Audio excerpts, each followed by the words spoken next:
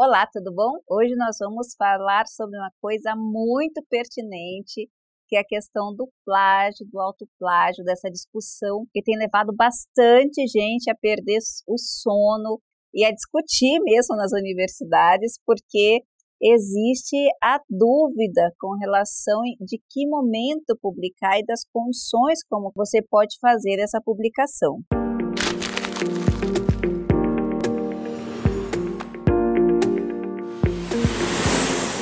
Nós vamos aproveitar e vamos responder a pergunta da Daniela Gomes Alcântara, que trouxe para a gente uma questão interessantíssima.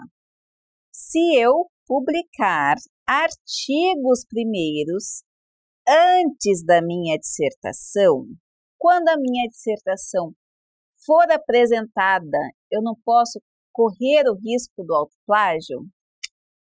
Olha, Daniela, essa é uma discussão muito forte, inclusive eu tive alguns embates aí com alguns professores na tentativa de explicar esse novo contexto que a gente está vivendo. Existem já algumas instituições que entenderam essa dificuldade do aluno estar ali fazendo o processo de pesquisa e aí ele é demandado, ele é impulsionado a publicar artigos científicos. Para estas instituições, e eu acredito que nos próximos anos seja bastante repensado esse contexto, o que elas pedem? Que esses artigos sejam publicados e a dissertação seria justamente esses artigos publicados. Então, não teria o aluno que fazer, por exemplo, o tecido, a construção normal de uma dissertação, que seria aquela introdução com as justificativas, objetivos, aí depois vem toda a questão teórica, depois vem toda a questão metodológica, depois vem análises e discussões, conclusões finais e referências. Para estas instituições, a dissertação em si já viria com a capa, contracapa, as partes pré-textuais, e o desenvolvimento do trabalho são os artigos. Então, seria artigo 1, aí falaria o artigo 1, artigo 2 e, eventualmente, um artigo 3, porque eu já vi algumas instituições que aceitam até 2 artigos. Para este caso, onde a instituição já sabe a demanda, a dificuldade, o tempo que leva para o aluno desenvolver um artigo, ok, tranquilo, não dá problema nenhum, inclusive é um quesito da instituição que esses artigos tenham sido publicados ou ainda em critérios ou em análise ou enviados para publicação. Por quê? Porque muitas revistas passam por um processo mais lento de publicação. Então, o mestrado tem um tempo ali exigido, 24 meses é a média dos programas de mestrado, com prorrogação de mais 6 meses, o que dariam 30 meses. Então, se o aluno começou a ir atrás, ou os seus resultados surgiram no último ano, por exemplo, ou nos últimos 6 meses, não daria essa dinâmica. Então, algumas instituições aprovam o seguinte: artigo enviados. Agora, existem instituições mais tradicionais, onde os professores também mais tradicionais não ainda conseguiram se adequar a essa demanda de publicação. Aí o que acontece? O aluno desenvolveria a dissertação normal dentro dessas exigências, dessa coisa mais clássica, desse modelo mais clássico, e dentro desse modelo já retiraria partes do texto para o artigo a ser publicado. Existem professores que entendem que isso não seria um plágio, porque seria a dissertação e eu recortaria partes da dissertação para encaminhar para revistas. Primeira coisa. Existem professores que entendem que sim, é plágio, porque uma vez que esse texto está na dissertação, ele tem que ser reescrito para ser publicado em formato de artigo. Isso é uma grande discussão. O que eu posso falar para você? No sistema, no sistema, se você encaminha primeiro o artigo para uma revista, e esse artigo é publicado, o artigo, obviamente, não é plágio, porque a dissertação, mesmo qualificada, ela não está pública, então ela não está online nos sistemas de busca, tá? O que vai acontecer? Quando você publicar a dissertação, o sistema vai entender, a inteligência artificial vai entender que a dissertação seria um plágio. O sistema, porque o sistema é inteligência artificial, tá? Ela trabalha com algoritmos não numéricos no sentido de números, obviamente, mas numéricos no sentido de sistêmico, de x igual a x. Então, se você tem uma sentença igual, a inteligência artificial ela vai fazer, essa sentença aqui já está igual a essa, ou seja, já tem um artigo publicado com essa sentença e vai apontar o plágio. Ele nem vai apontar o autoplágio, ele vai apontar o plágio, sistema.